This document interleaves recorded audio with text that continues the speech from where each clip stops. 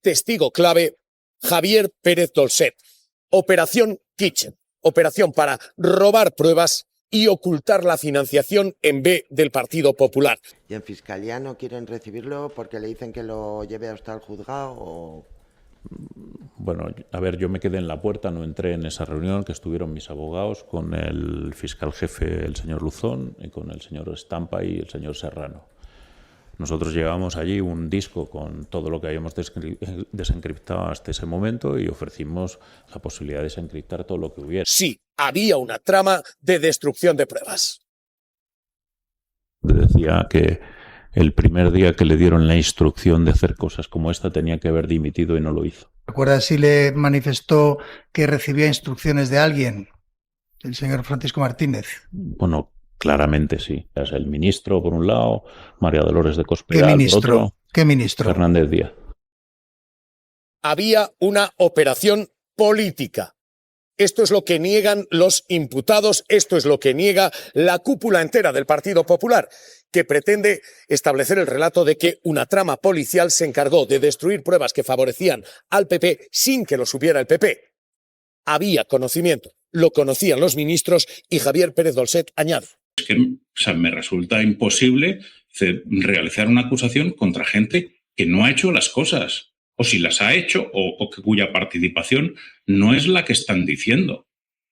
Entonces aquí, lo que se está buscando es, pues, chivos expiatorios que paguen por cosas que han hecho otros. ¿Recuerda si le manifestó que recibía instrucciones de alguien, el señor Francisco Martínez? Bueno, claramente sí. Venía de diferentes vías. El ministro, por un lado, María Dolores de Cospedal, por otro. ¿Qué ministro? Fernández Díaz. El testimonio de Pérez Dolcet te traslado la duda que teníamos antes. Pérez Dolcet ha presentado 3 audios, 3 grabaciones. Apunta directamente no solo al exministro del Interior, que está sentado en el banquillo de los acusados, sino también a María Dolores de Cospedal. ¿En este caso no se puede detener el juicio y abrir una vía de investigación? Se puede abrir una vía de investigación sin necesidad de detener el juicio. Es decir, que si a lo largo del procedimiento y especialmente en la sentencia, el tribunal considera que han surgido nuevos indicios contra Dolores de Cospedal, por ejemplo, puede deducir testimonio para que se abra una pieza en la que se abra una instrucción. Lo que no puede... ¿Qué tal? ¿Cómo está? Muy buenos días. Buenos días. Muy bien. Usted despachó con el secretario de Estado. A usted sí le contaron que se estaban recibiendo órdenes políticas para robar pruebas que involucraban al Partido Popular. A ver, yo no lo llamaría despachar, pero vamos, yo sí he hablado bastante con Paco Martínez, sí. Sí, eso ya lo conté ayer en el juicio, aunque fue, digamos, una brevísima parte de lo que me preguntaron. ¿Por qué hay más? Sí, hay mucho más. Obviamente, yo allí solo podía contestar a las cosas que me contaban, ¿no? Pero en esas conversaciones con Paco Martínez, pues lo que fuimos repasando es la documentación que existe, ¿no? Y donde pues aparece él en muchas u otros miembros de su partido, ¿no? ¿Quién más estaba implicado? ¿Quién más estaba salpicado en esto? Bueno, estamos hablando aquí de la Kitchen, pero es que hay muchas Kitchen. Aquí estamos hablando del objetivo era Bárcenas, pero igual que hubo el objetivo Bárcenas, hubo muchos más. Él me dio al menos 10 o 12 nombres. Algunos muy relevantes, ¿no? por supuesto, los ya conocidos, pues Eduardo Zaplana, Ignacio González, Esperanza Aguirre, Rita Barberá, Francisco Camps, Bascuñana, bueno, y es que el resto ya no los conozco porque son gente, pero vamos, que era, esto me decía, y dice, bueno, esto es el PP contra el PP, no tiene nada que ver con digamos, con los adversarios políticos. Esto es simplemente una guerra interna entre ellos. ¿Hay conocimiento del presidente del gobierno? ¿Lo sabe Mariano Rajoy?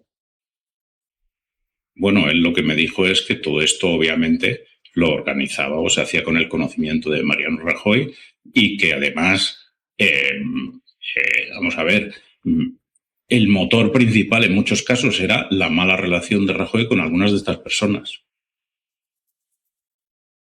Que se utiliza a la policía para minar a quienes son enemigos de presidente del gobierno. ¿Esto es lo que me está diciendo? Eso es lo que le estoy diciendo, sí. Y hay un factor todavía más preocupante, que no es solo, y yo lo conté ayer, después de haberlo denunciado y haber aportado las pruebas tanto en la Fiscalía Anticorrupción al fiscal jefe Luzón como en el juzgado de instrucción de la Audiencia Nacional. Y es que la Fiscalía también lo sabía. O sea, la Fiscalía, digo para que lo sepamos, en el año, aparte de todas las filtraciones que yo he ido denunciando y la manipulación de la instrucción de la causa Tandem, en abril de 2014, la Unidad de Asuntos Internos de la Policía le mandó un informe advirtiéndoles de que los informes de la causa Gürtel estaban siendo manipulados, vendidos y filtrados. Y la Fiscalía, en concreto el fiscal Grinda, cogió y metió ese informe en un cajón. Y entonces, y él, bueno, lo que dicen esos chats es que eso lo hizo por instrucciones. Esas instrucciones, bueno, pues lo que han llevado es que la Fiscalía sabía desde ese momento que la instrucción de la causa Gürtel entera estaba manipulada y que los grupos 21 y 22 de la UDEF se dedicaban a hacer informes ad hoc a lo largo del tiempo. Y ese informe que yo tengo sigue metido en un cajón desde abril del año 2014. ¿Usted tiene pruebas documentales de esto? Se lo digo porque efectivamente en Aldama se está cuestionando, Aldama habla, pero papeles no tiene. ¿Usted tiene documentación que prueba esto?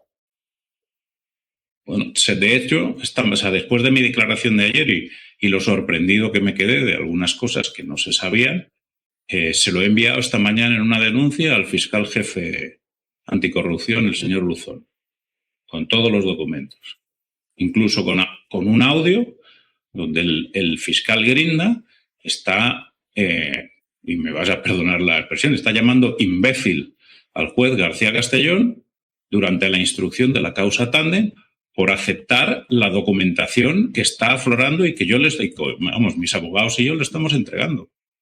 Entonces se dedica a insultarle y dice, es que ¿cómo es posible que este señor esté aceptando esta documentación? Señor Pérez Dolcet, ¿esto es una trama del pasado? ¿Esta policía, esta trama, esto es pasado o esto sigue todavía vivo? Bueno, esto claramente sigue. O sea, yo estuve declarando ayer. Este informe que hablo del año de abril de 2014 lo he enviado esta mañana. O sea, sorprendentemente, eso no está en ningún sitio. ¿Qué es lo que pasa? Dice que al final, y yo creo que lo decía ayer, en el juicio, digo, hay una serie de señores que están acusados que no, bueno, como tú comprenderás, pues yo creo que teniendo en cuenta el tiempo que he dedicado a intentar saber qué ocurrió con mi caso, pues no quiero exculpar a nadie, pero es que me resulta imposible realizar una acusación contra gente que no ha hecho las cosas, o si las ha hecho, o cuya participación no es la que están diciendo. Entonces aquí, lo que se está buscando es, pues, chivos expiatorios que paguen por cosas que han hecho otros. Pues Javier Pérez Dolcet, le agradezco de verdad que haya estado aquí con nosotros. Cuídese, le mando un abrazo. Gracias. Digo que... Porque dice que recibe una amenaza. Sí. En el momento en que recibe la amenaza, ¿ya lo tenían todo desencriptado? No. O sea, se había producido la primera entrega. Sí, pero la primera entrega... No, la segunda, perdón. La primera en asuntos internos. O sea, la secuencia fue, la primera entregamos en el juzgado, la segunda fuimos a la Fiscalía Anticorrupción, que no quiso recepcionar los archivos, y la tercera en asuntos internos. Después de esa tercera es cuando aparece este señor que se identifica como Guardia Civil y nos amenaza. ¿Y en Fiscalía no quieren recibirlo porque le dicen que lo lleve hasta el juzgado o...? Bueno, a ver, yo me quedé en la puerta, no entré en esa reunión, que estuvieron mis abogados con el fiscal jefe, el señor Luzón, y con el señor Estampa y el señor Serrano.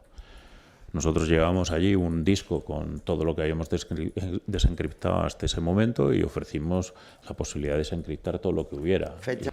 Pues se lo resumo en unos mensajes que no me mandó a mí, pero a otros miembros del grupo, donde decía que el primer día que le dieron la instrucción de hacer cosas como esta tenía que haber dimitido y no lo hizo. Y si le dijo... A ver, yo tengo que decirlo, lo he dicho en televisión, o sea que el señor Martínez vino a mi casa y me pidió perdón por su posible participación en la pieza contra mí, disculpas que yo acepté, y a mí me parece que, o sea, si me preguntan mi opinión, dice, oiga, este señor es el máximo responsable de lo que ha ocurrido aquí, ni de coña. Bueno, pues ya le voy a preguntar algunas cuestiones concretas. Ha dicho usted es acusador en esa pieza 18 contra el señor Villarejo, ¿eso es así? Sí, ¿Ha sido acusador? Eso es así, sí. Bien. Mire, aparte está usted imputado en el juzgado de instrucción número 9 por tráfico de influencias y cohecho por una grabación que le hace a usted el señor Estampa, el que fue primer fiscal de esta causa. Señor letrado, ¿la relación con los hechos de la Kitchen cuál es?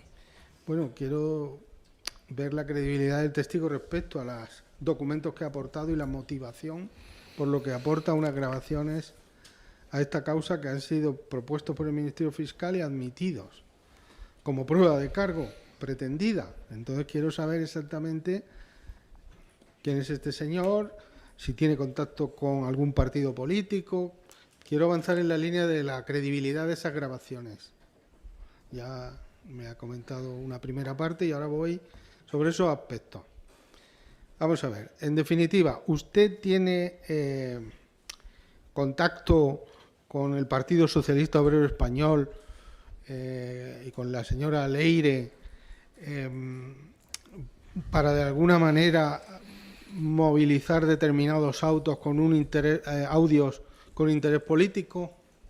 Y en absoluto. Como decía antes, y le cuento la historia, ¿no? Después de ese primer desencriptado y entrega en la Audiencia Nacional, obviamente este guardia civil, que en ese momento utilizaba el nombre de Federico Gómez Iglesias, coincidente con los apellidos del pequeño Nicolás, se dirige a nosotros a amenazarnos para que no le facilitemos esa información ni al PSOE ni a Podemos, por escrito. Yo había tenido una sola reunión con el Partido Socialista hasta ese momento, ninguna con Podemos, y bueno, le dije a todo el equipo, y cuando estamos hablando del equipo, o sea, yo he tenido trabajando 20 personas desencriptando y escuchando audios y cruzándolo con la documentación de las diferentes causas según iban saliendo. O sea, no era un equipo pequeño, que obviamente que la Guardia Civil nos estaba amenazando y que si alguien notaba algo raro, pues que lo dijera, pero que en cualquier caso, bajo ningún concepto, íbamos a volver a hablar con el Partido Socialista. Eso no volvimos a hablar con nadie del Partido Socialista hasta abril del año 24, con el conocimiento de que este Guardia Civil que nos había amenazado, él mismo había dicho que se había jubilado. Y bueno, pues llegué a la conclusión, digo, bueno, a lo mejor esta amenaza ha terminado. En ese momento este Guardia Civil ya usaba un segundo nombre, que era Pedro Gil.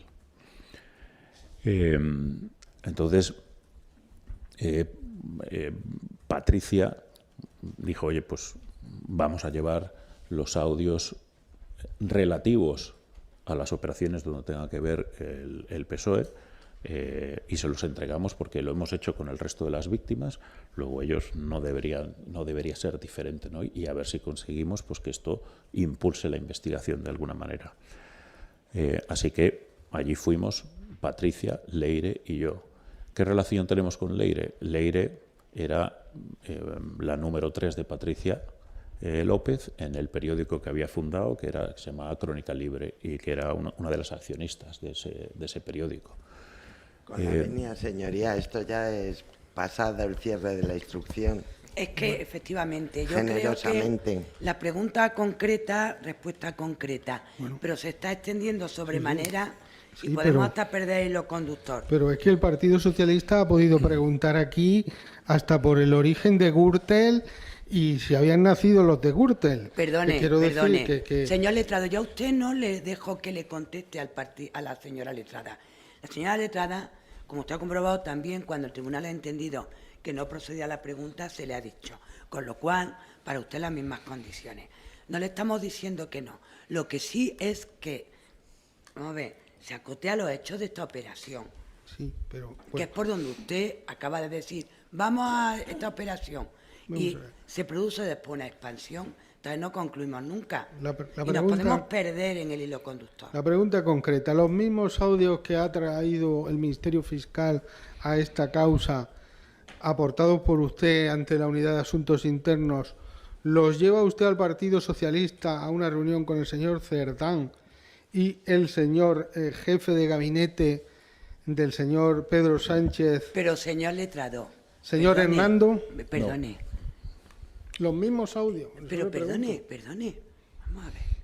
¿Y qué interés tiene para nosotros esta causa? Para nosotros la causa es que el Ministerio Fiscal quiso que se aportaran unos audios, se le dijo que sí, y usted pidió que testificara a esta persona. Bien, si se han aportado aquí esos audios por parte del Ministerio Fiscal, si a su vez el testigo u otro lo ha aportado en otro sitio, eso, hasta donde yo me alcanza, ni quita ni pone lo que aquí se está viendo y el aporte que hace el Ministerio Fiscal. Señoría, es que yo me pierdo quiero la saber pregunta. El interés que tiene este señor en aportar a esta causa al Partido Socialista. Ahora le preguntaré por las reuniones con Podemos. Quiero saber el interés en movilizar esos audios y si él, en definitiva, bueno, me dirijo al tribunal, si él pertenece a lo que se ha llamado la cloaca del Partido Socialista. Pero bueno, vamos a ver. Es decir, este señor saber... viene de testigo, sí.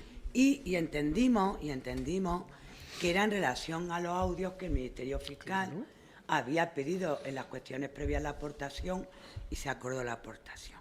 Yo entiendo que usted, cuando ha dicho, es que yo también quiero ver el origen de esos audios, y como además se impugnó su recesión por el tribunal y se pidió entre las nulidades varias, las relativas a estos audios, que el Ministerio Fiscal dijo que no adolecían de causa de nulidad, ni esto ni el resto de las aportaciones de las demás partes en cuestiones previas, entendimos que ese iba a ser el objeto, pero ahora de eso a la expansión que usted hace, que si el Partido Político Socialista, que si Podemos, aquí estamos en la fiabilidad que a usted le merece el soporte de los audios, que son, y si hay alguna causa o no, de nulidad en los mismos.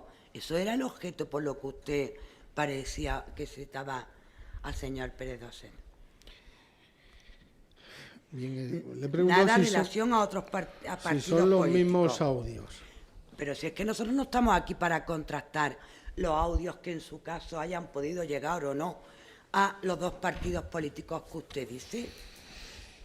Aquí estamos por unos audios en los que los interlocutores, según, si no, el señor fiscal que nos los diga, son acusados en estos hechos, pero no otros audios de otros interlocutores y que estén en su mano, en cualquier caso, de terceros distintos del aporte que hace el Ministerio Fiscal con lo que él tiene.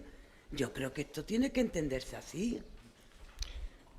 Solo quería saber si eran los mismos audios. Pero vamos a ver. Bien. Pero vamos a ver, señor letrado. Vale. Primero, sí, eso no nos ayuda en el esclarecimiento de los hechos. Y en segundo lugar, tendríamos que tener supuestamente qué audios tendría en manos de un partido político y en manos de otro y contrastarlo. Pero es que aunque lo contrastáramos, eso no forma parte ni es un punto en el que incidan las acusaciones por los hechos que relatan. Eso es lo que le quiero hacer ver en cuanto al interrogatorio. De acuerdo, muchas gracias, señoría. Bien, vamos a ver. Usted era o sigue siendo el titular en ese momento de una empresa mundialmente conocida de tecnología informática, lo que quiere decir que usted es un gran conocedor de archivos digitales y tecnología digital. ¿Es así? No, es para preguntar bueno, depende de quién le pregunte, pero vamos, sí, me he dedicado toda mi vida a eso. Bien. Usted ha declarado en la pieza 18, como la sala no quiere que le pregunte por pieza... Aquí estamos en la pieza 7. Pieza. Mire, usted ha obtenido estos archivos que ha aportado a través de una red, digamos, Perdón. Se lo voy a preguntar yo. Para que usted nos introduzca, perdone que le diga algún dato al testigo, hay que preguntarle, ¿usted estos audios nos puede decir cómo lo ha obtenido? Lo de la red, no. ¿Le parece más correcto? Bueno. ¿Cómo lo ha obtenido sin darle datos? ¿Sin darle datos a un testigo? Yo lo que quiero es que me diga No, sí o señor, no. sí, ¿cómo lo ha obtenido? Pero sin darle datos en la pregunta. Señor Pérez, o sea, la pregunta del señor letrado, ¿nos puede decir cómo lo ha obtenido usted? Sí, vamos a ver, hay que remontarse probablemente al año 18, estamos hablando más o menos del año 18, que es cuando el juez García Castellón manda a desencriptar esos audios y bueno, van volviendo pequeños trozos desencriptados y el máximo que se desencripta es el 40%. En paralelo, en ese tiempo se empiezan a publicar en moncloa.com, en un periódico que se había creado justo unos meses antes, una serie de grabaciones, ¿no? Y yo me dirigí al dueño de aquel periódico, que lo conocía, también era un informático, y me dijo que bueno, que circulaban por ahí unas copias de los discos encriptados que estaban pendientes de desencriptar, y yo le dije, bueno, pues me voy a intentar hacer con ellos, ¿no? Entonces, bueno, pues le empecé a preguntar a todo el mundo que conocía, a todos los periodistas y tal, y un día una persona se puso en contacto conmigo que obviamente cuando le vi venía absolutamente disfrazado, pero era un señor que tenía conocimientos informáticos y me dio unos discos donde estaban una copia de los ficheros encriptados. Y bueno, y a partir de ahí nos pusimos a desencriptar y bueno, con un moderado éxito. Pero usted no estuvo esta documentación de la red Tor, una red oscura de Internet profundo, a través de cuentas de correo encriptadas, ¿no es así? El contacto vino a través de esa red, pero no el disco físico. O sea, yo quedé con una persona que me los entregó. O sea, que a usted le llegó un mensaje o el señor Sí. Alejandro Suárez, director de Moncloa, le puso en contacto con esta persona. No me puso en contacto, me llegó el mensaje. ¿Le En llegó ese momento asumí, digo, bueno, pues alguna de las personas con las que he hablado, y es verdad que hablé con mucha gente, con muchos periodistas, también hablé con mandos policiales, o sea, y un día pues alguien contactó conmigo. ¿Pero le llegó un mensaje para encontrarse con una persona Sí, bueno, o me esa dijo. persona lo abordó a usted? No, me escribió, yo le contesté, o sea, que me dijo, ¿estás buscando estos archivos y tal? Y dije que sí, y quedamos en Madrid y me entregó los discos. Usted ha manifestado que pagó 5 millones de euros por esos archivos. ¿Eso No es es cierto, así? no. ¿No? No. ¿No Lo le que he cobró dicho- nada a esta persona? Absolutamente nada. Lo que he dicho es, no son 5 millones, es un poco menos, pero que ese es el dinero que nos hemos gastado, no solo yo, sino la Asociación de Víctimas, en tener 20 y tantas personas trabajando, desencriptando y escuchando audios, digamos, para tener una foto de lo que realmente ha ocurrido, que tengo que decir que es bastante diferente a lo que luego se cuenta en las acusaciones. ¿Qué quiere decir con eso? Que es bastante diferente el desencriptado, que hay mucho más contenido que podía desvirtuar determinados enfoques, determinadas líneas de las partes. Sí, es exactamente eso es lo que he querido decir. ¿Eso qué quiere decir? Que la investigación de alguna manera puede estar condicionada por esa selección de archivos que se traen a la causa. Claramente sí, y además es que lo he sufrido personalmente y se lo explico. Una vez que desencriptamos la mayor parte de los ficheros, los pusimos para nuestro equipo, pues eso hay que escucharlo y hay que ver si son relevantes o no, tomar notas, tiempos, transcripciones y tal, etcétera, ¿no? Y estamos hablando de miles de archivos, no son unos cuantos. Nosotros teníamos un disco de trabajo y en el año 22, mediados del año 22 más o menos, sufrimos un ataque informático Y bueno, afortunadamente, bueno, pues como nos dedicamos a eso, pues teníamos un montón de copias de seguridad en escalera, con lo cual borramos todo el disco, reinstalamos otra vez, volvimos a las copias anteriores de seguridad, hicimos todas las comprobaciones y tal. Bueno, y eso nos llevó, la verdad es que nos paralizó la investigación por lo menos 4 o 5 meses, porque eso no, o sea, no te das cuenta ese día, no te das cuenta según va pasando el tiempo. Y bueno, y luego pues en el año 24, final del 24, descubrimos que es que el que había hecho ese ataque y se había introducido en nuestro drive y había hecho eso era el fiscal Grinda, por WhatsApp, ¿eh? O sea, digamos, entrada que tengo certificada por WhatsApp. Acusaciones que no tienen ningún sustento, que son ajenas a los hechos objeto de enjuiciamiento y que se vayan al tribunal que corresponda para. Sí, señor letrado. Nada tiene que ver con esto. Sí, señor fiscal, vamos a ver. Yo creo que a usted le he dicho abiertamente los hechos por los que venía el testigo. Entonces, le ruego que estemos en esos hechos. Bien. Mire, ese material que usted desencripta es la totalidad de la causa Villarejo. ¿Perdón? ¿La totalidad del material intervenido al señor Villarejo. No lo sé. ¿Qué ha hecho usted con ese material desencriptado y qué volumen tiene lo que usted ha desencriptado? Señor letrado, estamos en la operación Kitchen. Sí, pero es el material que aquí se ha traído.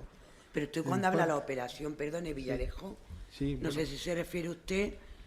Me refiero en este caso a la causa Tandem, pero es que pero Tandem, me interesa conocer... Tandem es, digamos, la matriz, pero estamos en la operación Kitchen. Entonces, a través de la pregunta usted la solapa. Sí, porque es una causa única, como ha dicho el Ministerio Fiscal reiteradamente. Entonces necesito saber qué se ha hecho, si ese material se ha aportado al tribunal, dónde está ese material desencriptado. Pero perdone, ¿a qué tribunal? Al juzgado central. Pero es que nosotros no estamos en el juzgado central.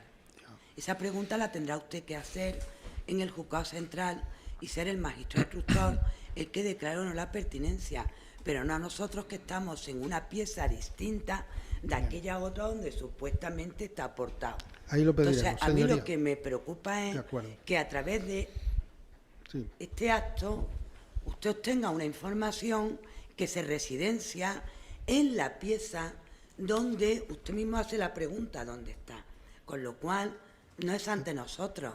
De acuerdo, ¿no señoría, señor allí lo haremos, gracias. Mire, ya para terminar, le pregunto directamente, ¿el material que se ha aportado por usted a la Unidad de Asuntos Internos, usted lo ha editado, tratado o modificado como experto informático con su equipo de 20 personas? A ver, absolutamente no. O sea, todo el material relevante que hemos conseguido, absolutamente, creo que, bueno, algunos flecos siempre quedan porque no lo haces todos los días, lo hemos entregado o en el juzgado o en la Unidad de Asuntos Internos, e incluso el material que me refería de los chats, las conversaciones con el señor Grinda, el hackeo y tal, también lo hemos puesto, yo personalmente lo he puesto en conocimiento del señor Luzón, el fiscal jefe anticorrupción, al menos en 10 ocasiones, y también he formulado una denuncia hace aproximadamente un mes en el Juzgado Central de Instrucción número 6. ¿Usted una denuncia en estos términos, explicando todo lo que ha dicho aquí? Sí. Mire, ¿usted ha hecho alguna comprobación que ese material que usted recibe a través de una persona disfrazada sea un material que no había sido previamente alterado, manipulado, modificado? A ver, desde un punto de vista informático es bastante fácil comprobar si un material está modificado o no. Desde luego, todo lo que nosotros hemos entregado es íntegro. Contrariamente a lo que la gente cree, dice, no, hay que mirar los metadatos y tal. Bueno, para el que no lo sepa, los metadatos de cualquier fichero son editables y no deja rastro. O sea, que yo puedo escribir en los metadatos de un archivo lo que me da la gana y nadie se entera. ¿Vale? O sea, que eso, digo, para no confundir los términos, ¿no? Para verificar si un archivo es digamos, auténtico, hay que irse a dos cosas. Primero, si el material está encriptado, hay que mirar el hash o el fichero de seguridad de en qué fecha fue encriptado. y ese es en el último momento donde pudo ocurrir la edición, ¿no? Eso es por un lado. Y segundo, cuando vas al contenido, pues por ejemplo, si estamos hablando de un audio, hay un análisis que se llama, bueno, o dos que hay que hacer, que es uno, un análisis de espectro que lo que hace es básicamente analizar el ruido no audible que hay de fondo en un audio, y si un audio tiene cortes, ese análisis de espectro lo que tiene es saltos. Entonces, en el momento que se producen esos saltos, nosotros, y en algún fichero detectamos cosas de ese tipo, puede ser o que que la grabadora se parara o lo que fuera, o que hubiera una interrupción, o que alguien lo hubiera cortado. Entonces, en esos casos siempre lo hemos desechado, ¿no? O sea que a una parte sí había de audios editados. Bueno, solo yo no voy a decir editados, voy a decir que tenían cortes, en concreto uno, y que ese sí lo recuerdo perfectamente, porque bueno, esos son casos que debatimos y lo eliminamos, ¿no? Para evitar controversias, ¿no? La segunda comprobación que se hace es cada fichero de audio que se graba parece que son en el mismo formato, pero no es cierto. O sea, en función de la grabadora que utilizas o el teléfono o el sistema de grabación, tiene un software que lo graba y un sistema operativo que está por debajo de ese software. Si tú haces una edición y no estás utilizando exactamente el mismo ordenador, lo que te ocurre es que quedan trazas de los dos sistemas operativos en el mismo fichero, ¿no? Entonces, si eso se produce en algún momento, también lo eliminamos, ¿no? Bueno, eso es un análisis mucho más técnico, pero no nos lo encontramos tampoco. De acuerdo, pues muchas gracias. ¿Por el Ministerio Fiscal alguna pregunta? Sí, con la venia. No sé si se le puede mostrar el oficio de la Unidad de Asuntos Internos de 14 de junio del año 2022, es a través del cual, es el oficio en el cual se recoge la comparecencia realizada por este señor, en la que hace entrega de diferentes archivos de audio. Y en concreto hay 3 archivos de audio que son los efectivamente propuestos por el Ministerio Fiscal como parte de la prueba documental correspondiente a los hechos objeto de enjuiciamiento. Entonces consta en la carpeta, en el rollo de sala consta en la carpeta, creo que en la carpeta que pone prueba documental MF, oficio, y en la carpeta del fiscal creo que también está, es que no lo tengo aquí ahora mismo.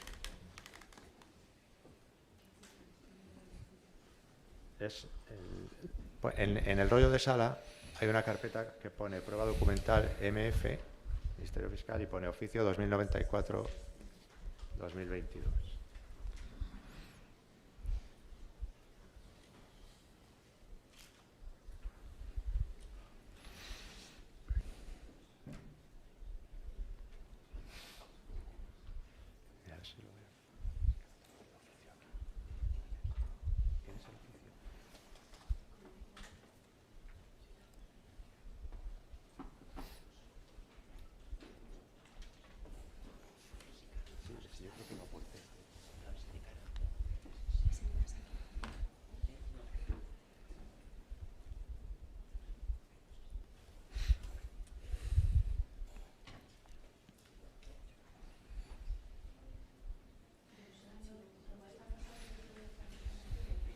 Sí, sí. Y lo que quiero es el texto, no los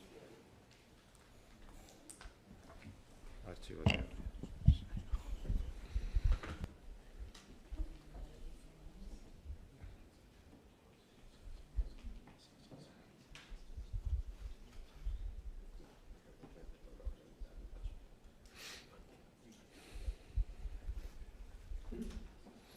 Baje, por favor, y en la página, bueno, primero en la página 3 del PDF,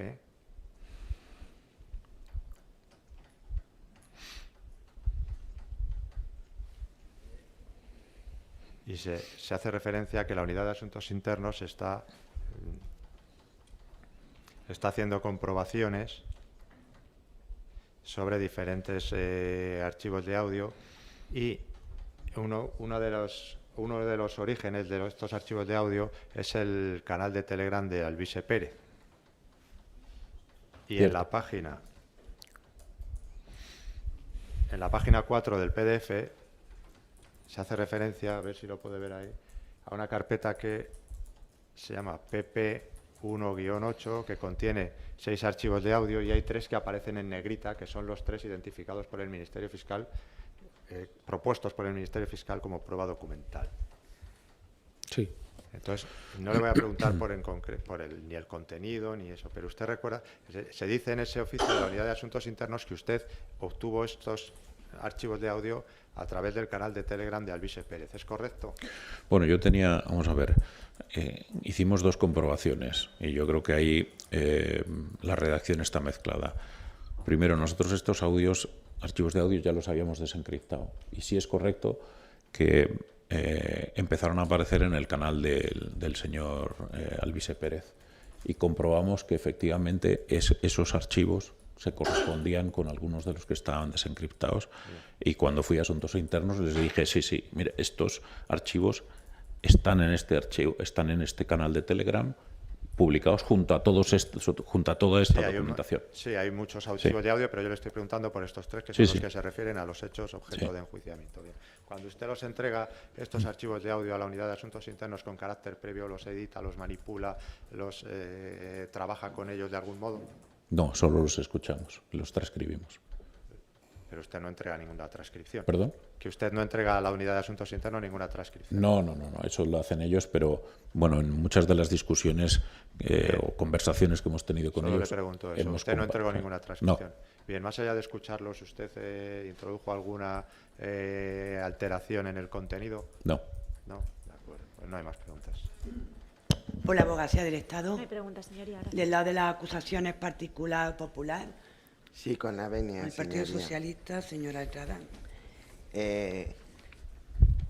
No sé si cada vez que comparecía figura en esta pieza separada, pero yo tengo registrado una comparecencia suya que le ha recordado la defensa del señor Villarejo el 31 de mayo de 2022 y otra ante la Unidad de Asuntos Internos y otra el 21 de septiembre de 2022. ¿Es correcto? Bueno, hay más. O sea, ha dicho 4, sí. 3 ante el juez, 4 ante la Unidad de Asuntos Internos. Y la fecha no la recordaba. Se ha dicho. Sus comparecencias versaban sobre distintos temas. Lo digo porque en esta pieza separada solo constan 2 comparecencias y una en el juzgado. Sí. Digo que si abarcaban temas que pudieran tocar esta pieza. Sí. ¿Todas las comparecencias? Tendría que repasar qué ficheros y qué documentación se entregó, pero vamos, o sea, hay que tener en cuenta que en la documentación, o sea, no hay archivos o documentos específicos en los que se abre solo de una pieza. Entonces, en la misma conversación se tocan 14, 15 temas, ¿no? Entonces, sí, o sea, yo por lo menos probablemente hay, que yo recuerde, al menos 50 o 60 archivos que tocan a esta pieza. Y cuando usted comparecía ante la policía, ¿informaba de los principales temas o de los temas que a usted le parecían más relevantes en el material que usted aportaba y que ya lo tenía desencriptado y transcrito? Sí.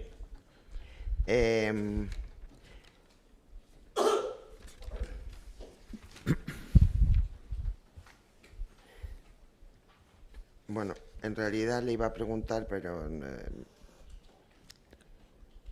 ¿usted le consta que otras personas tenían también la pregunta es, ¿todos los audios encriptados se los dan de una vez en el contacto que hacen a través de Tor? No. Hubo una segunda vez donde el director de Moncloa.com me dio un archivo encriptado con un cifrado extrañísimo que no había visto en mi vida. O sea, bueno, era antiguo, pero bueno, era de corte militar, que no sé qué había allí dentro, pero vamos, que no fuimos capaces de descifrar porque era una cosa Vamos, yo no lo había visto en mi vida y solo me he dedicado a esto. Sí, pero la pregunta es si todo el material, aparte El de resto, ese que sí. no consiguen desencriptar, el resto del material lo reciben ustedes de una vez. Sí. Y el irlo entregando en sucesivas comparecencias responde a la velocidad de desencriptación o... A ambas, tanto la velocidad de desencriptación como luego el escuchar y ver de qué va aquello, por no llevar a las unidades de asuntos internos basura. Le hago esta básicamente. pregunta porque dice que recibe una amenaza. Sí. En el momento en que recibe la amenaza, ¿ya lo tenían todo desencriptado? No. O sea, se había producido la primera entrega.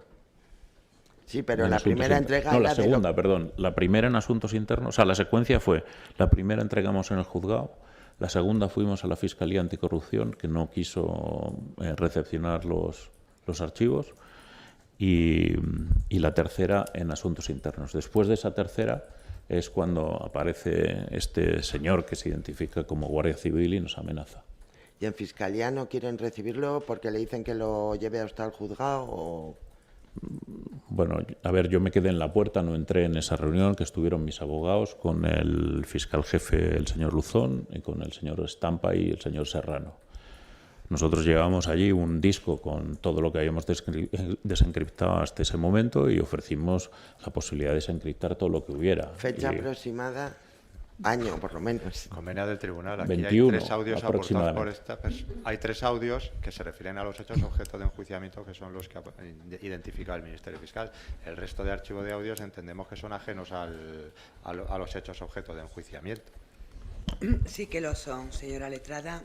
No, si yo no... Y el interrogatorio, igual que la propia defensa de quien le ha propuesto, se le ha dicho, hombre, dentro de un orden.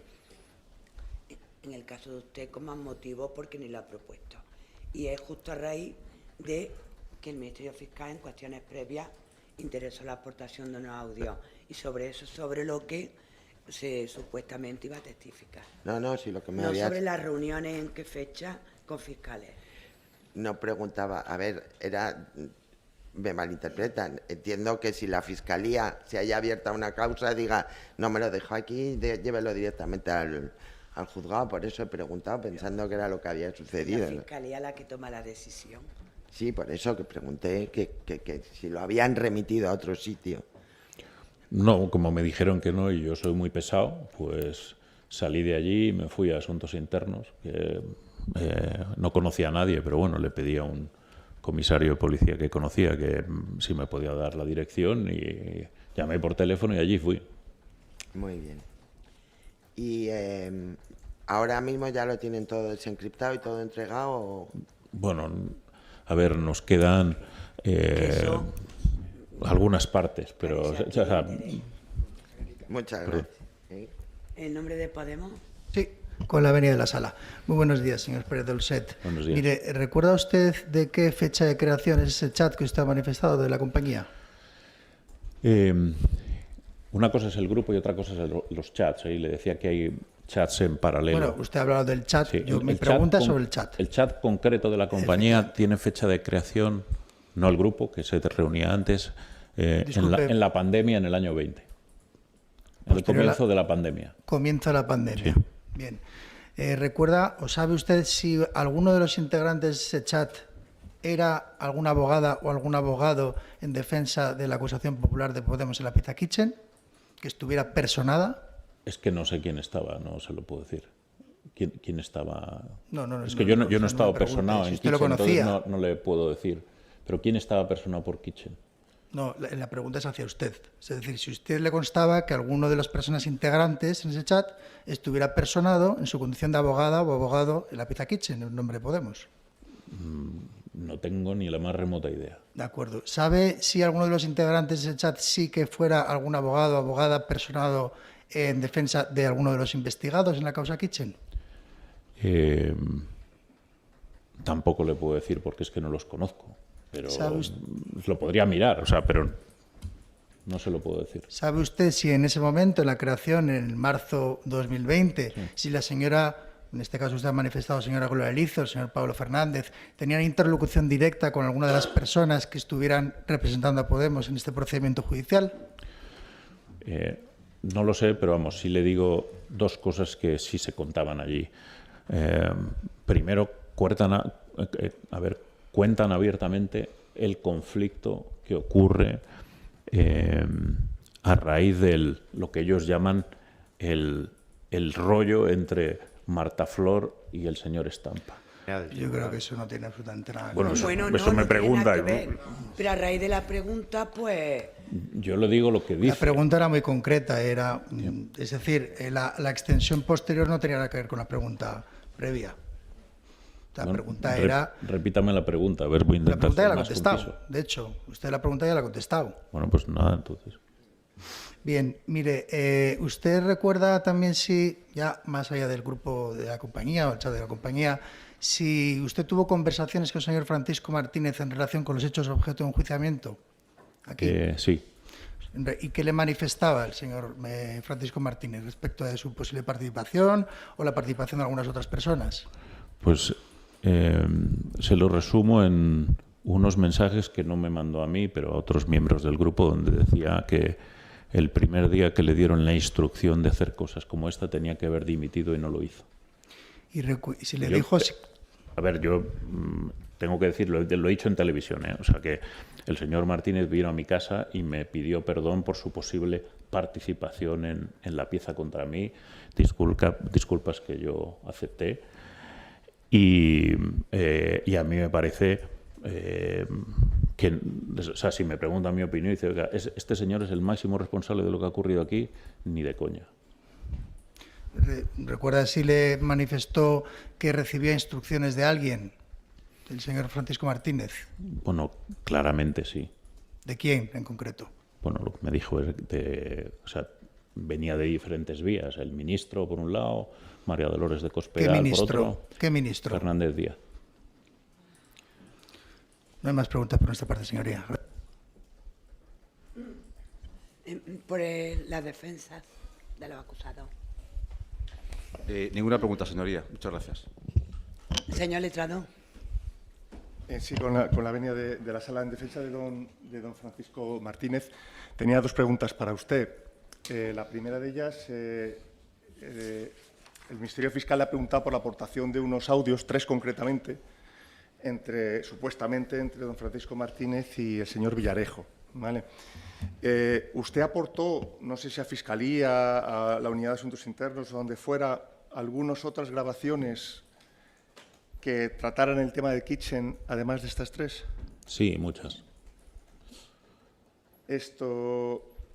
Usted también ha mencionado que en ese chat de la compañía o en chat paralelos, no sé ya muy bien cuál, cuando se hablaba de Kitchen, concretamente, si no lo he apuntado mal, la idea era, apuntaba expresamente a objetivos de la pieza 7, ¿no?